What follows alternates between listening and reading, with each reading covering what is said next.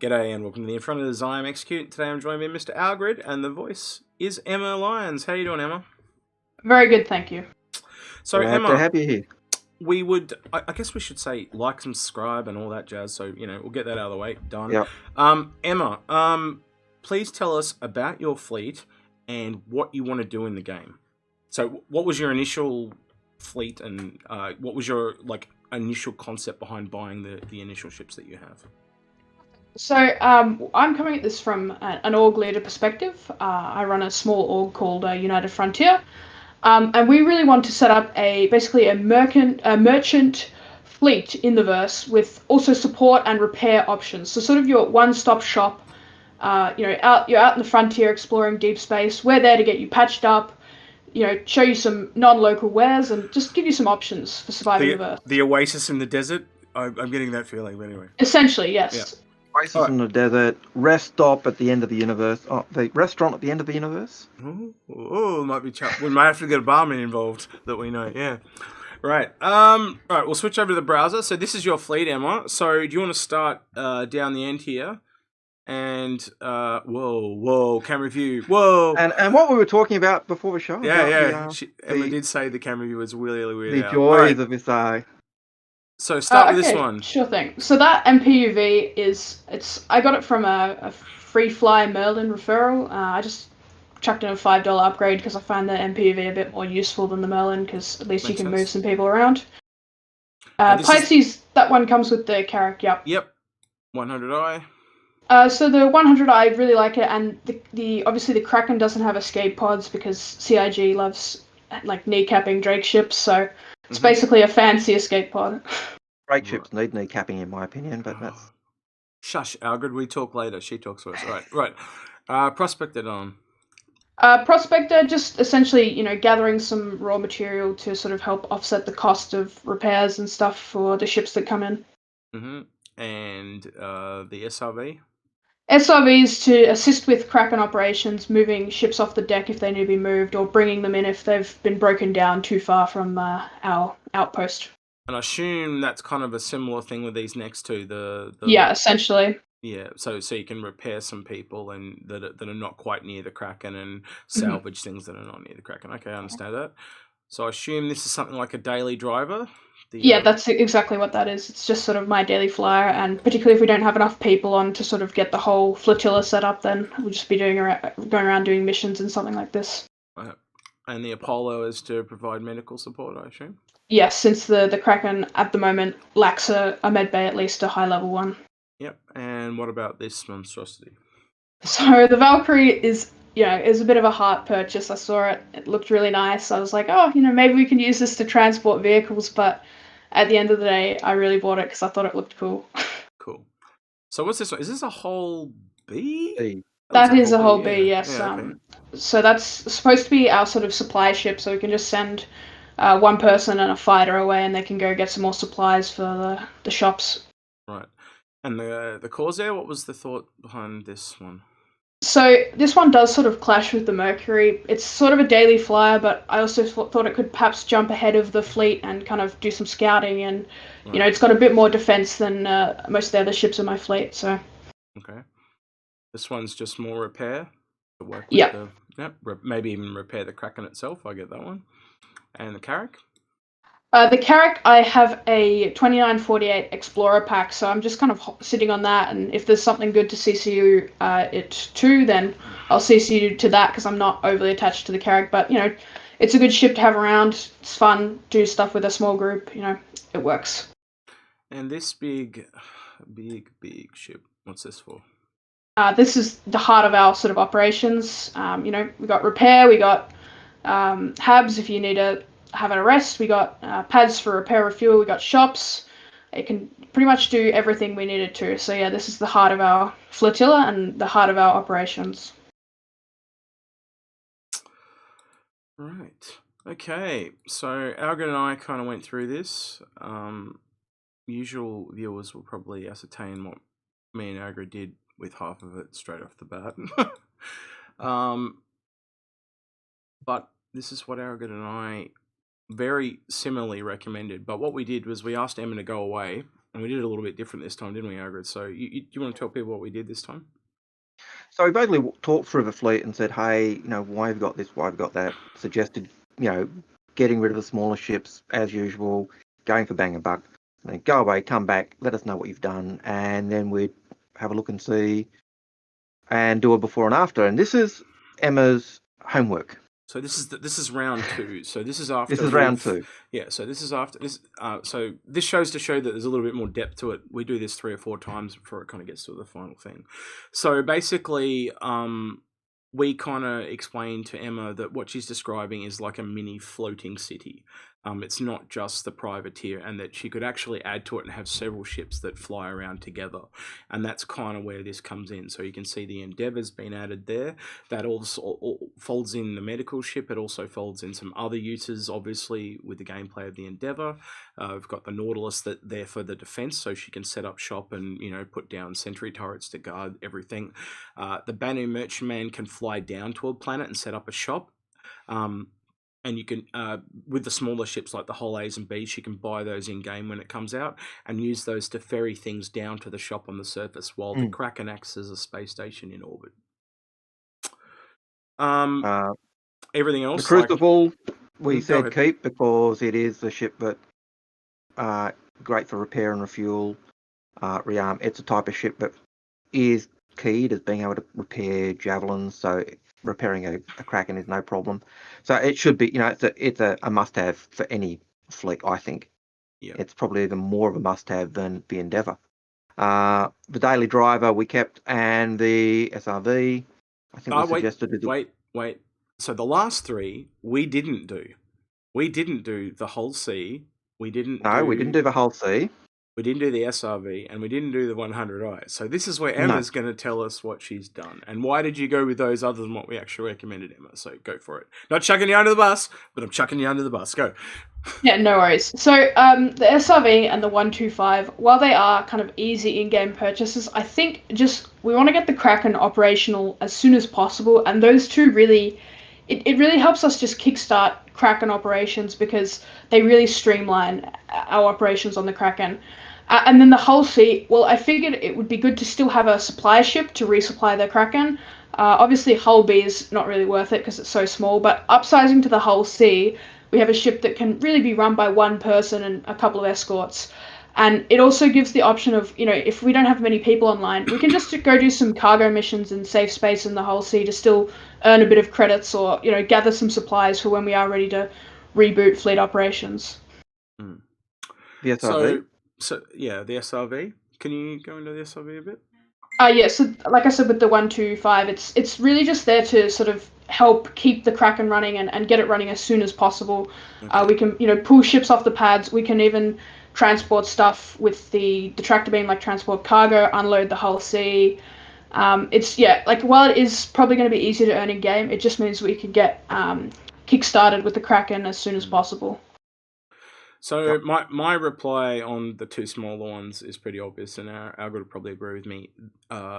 You'd probably have to do 1 mission with a bigger ship to earn those in game, and it's a lot of money. If you're spending $150 on an SRV, I know it's roughly around that price. I'm not sure of it actually off the top of my head at the moment.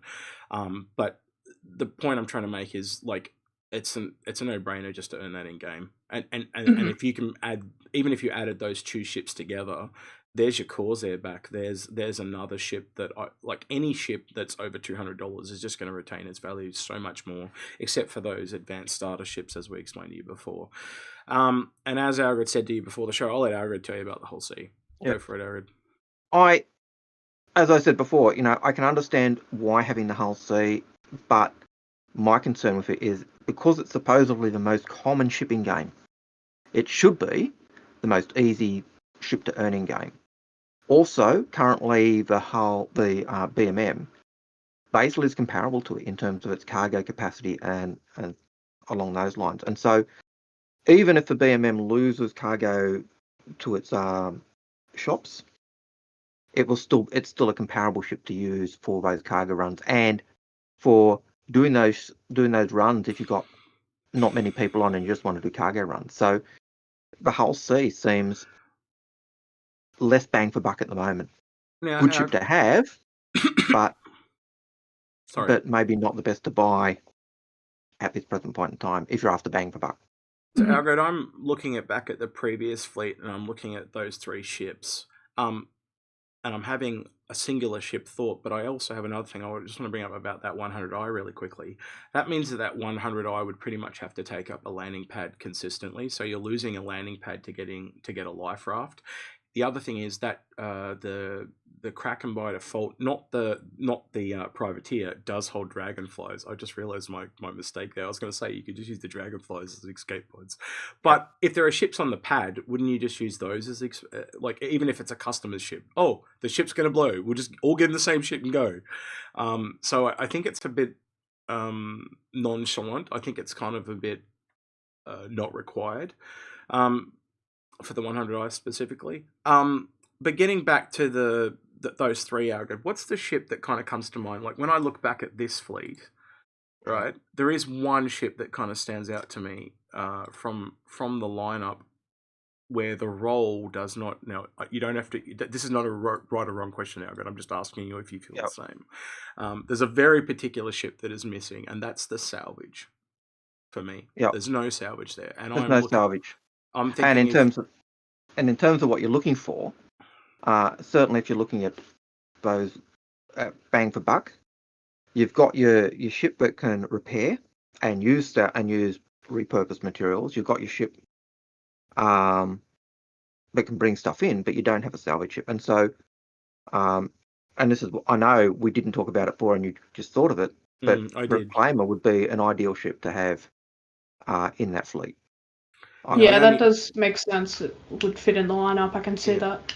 Because I was just trying to I looked at what you had, and so I'm kind of going back to your thought process here, and then I'm looking here at this, and I'm going, well, this really doesn't need to be here because this does it. And again, if you you know how we said to you before, if you want a whole C once the game comes out, just buy one in game, and that goes for almost any ship. You always want to go top down, and once you've got something to Kraken, you can literally very easily earn everything underneath it.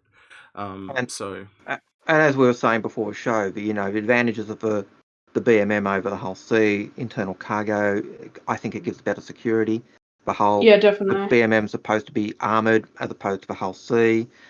I suppose on the hull C's defence, if you've got it flying with no cargo in it, and a pirate sees you and it sees that it's got no cargo in it, they may just leave you alone because you've got nothing to take. BMM, they can't see whether you've got cargo, so they might still attack you anyway. So I suppose it's that side of... That was the other ship you recommended too, Algared, when we were talking about this briefly before the show, the Polaris. Do you want to talk about that a little bit while we mentioned that? Yeah, well, and one of the things we talked about was the problem was this didn't really have an offensive ship. It didn't really have a combat ship. You had the Nautilus, which is really a defensive ship. And we're saying you really want to go on a ship that can go escort. So if you're looking for a ship to take out fighters, then you really want the Hammerhead. But Hammerhead is also said to be able to shoot down torpedoes, which again, great defense for definitely what you've got. But then if you're flying a convoy, it could be useful against taking out small ships. If you're worried about capital ships, then you really want to go the Polaris because it's got those big torpedoes. And Polaris is better in the kind of escort type of thing, but also you've got such big torpedoes to come to bear, you probably never have to fire them. They just see your ship and go, oh, we're not going to deal with that. Where a Hammerhead, they'll at least go, oh, it really only takes out fighters, but if they come in and say something bigger, then you've got that issue. Yeah, then they're going to try and take you on. So something like a Polaris is a way better option because it just carries more than it's worth. And I've got a feeling that the Odin, when it comes, will be more specifically for taking out the big. It'll be the heavy hitter of the 3 corvettes. So you'll have the Odin, the Polaris, and the Hammerhead. And the Hammerhead's kind of the lower end. The Odin would be the upper end, and I think the Polaris will probably be that kind of sweet spot middle. Yeah, I could be wrong. There could be another way. It could be another way around. I have to wait and see on the Odin. But I would agree with Algared. Either the Odin or the Polaris is probably the way to go. But the Nautilus is a great addition because of its defensive capability, Yep. and you're going to be Mhm. sitting there. It's just that you're going to be, a lot more vulnerable while moving, and you're always going to be the most vulnerable while you're moving. And Yeah, so, absolutely. and so that's why, I originally was saying, well, I'd get rid of the hull C and look at trying to get the Polaris or the Odin. That would mean getting rid of your SRV, and yes, I know that gives you that advanced startup. And I'd get, and again, I wouldn't go the 100i. Yeah. I don't think you realise though how just how quickly you're going to be able to earn those smaller ships in game. Like it's going to be lightning fast. Especially if you've got something as big as a Kraken and you can do a mission in it, or you can do a mission in an Endeavour or Banner, And the thing is, you're talking about an org. You've got an org. How many people in your org? Just a couple at the moment, but But I got a couple of real life friends who are going to join as well. So we're currently about 10, including my real life But you friends. can pool your resources though and get an SRV pretty quickly. Though. Mhm. Yeah, fair. You get my point, right? So $150 or whatever it is. I know it's a little bit less than that, but that is spent in a lot better by combining it with another ship, and that's kind of what we try to drill home with people is just getting that best bang for buck. But hey, you want the SRV, you keep the SRV. And again, if you really want a life pod, I'd even look at going, consider getting back your Kraken, your Carrack, sorry, because your Carrack's got the Pisces, which is basically a better transport ship and taxi than a one seat flight fighter. Pisces has 3 seats in it, so it's like a Star Trek runabout, if anything. So for me, for 100i is just a weird ship. The only 100i I think that's worth its salt is the 135 because it's got 6 units of cargo. Yeah, but it's still only one person. And even but then, there they're are my other thoughts. ships that carry more for cheaper. So it's All right then. Unless you got anything else to add, Aaron, we'll make this a kind of short and sweet one. No, I don't have anything else to add. What are your thoughts, Emma? Yeah, I definitely can see with the combat ship, and I do see how the Banner and the Hull C clash. So definitely be looking to find something to sort of fill in there, like like you said, a salvage ship, or maybe even the StarFarer. I know it's been a bit maligned, but having that extra fuel, I could see being helpful. But I think it would be another industrial ship in that kind of range. I think makes sense to sort of add to the convoy. Actually, just thinking of it, the refinery, when it comes, would be a good addition. Because that gives you an ability for people out on the fringes to bring their unrefined ore or unrefined gas to you, for you to refine. That's a very good point. There is also a refinery though in the and there is in the reclaimer. StarFarer. So, but in the reclaimer, but also in the StarFarer. So, they again, if you're coming to you, that could literally just be a mobile fuel station. So that's not a bad idea at all, Emma. I can see that working as well. Yeah, all good ideas. You might even be able to add multiples again with other org mates. You don't have to buy everything; they can buy some things too. All right. Yeah, and that helps with ownership with the org as well. So yes, very much so. One of the things we've noticed though with a lot of org owners is they tend to buy everything for everyone and don't leave any other ships for anyone else. There's greedy bastards. That's why I'm gonna try and leave combat and a couple of things like that to someone else. Yeah. So you might even, for example, with the Nautilus, you might even want to leave that to someone else as well if you want to roll back on and just stay those support roles. But that's completely up to you, Emma. You do you. And if you want any more help in the future, you're more than welcome to reach up to any of the Inforunners or me and Algared, and we'll help you with that. So I hope that's been helpful for you, Emma. Yeah, absolutely. It's really helped me consolidate my fleet, and now even coming away from this, I have definitely a lot of ideas, even with a few different directions that I could take that I think will be even better still. So. Well, that's excellent. Well, if you get back to us when you maybe after the anniversary sale or something, just shoot one of us a message and let us know what you rolled out with after that, because I'd be keen to see which direction you go. Will do. All right. Yep. If you like this video, like this video. If you don't like this video, don't like this video. Let us know what you think of Emma's fleet and how she's halfway through the process this time around, which is a little bit different from what we usually do. And let us know what you think of what Algared and I suggested, and I guess we'll see you guys in the next one. Yeah. Make sure you leave your comments below in the chat section. Be respectful and hit that bell, hit that subscribe button. Join us on Patreon. See you in the next one. Take care. God Bye. bless and be well.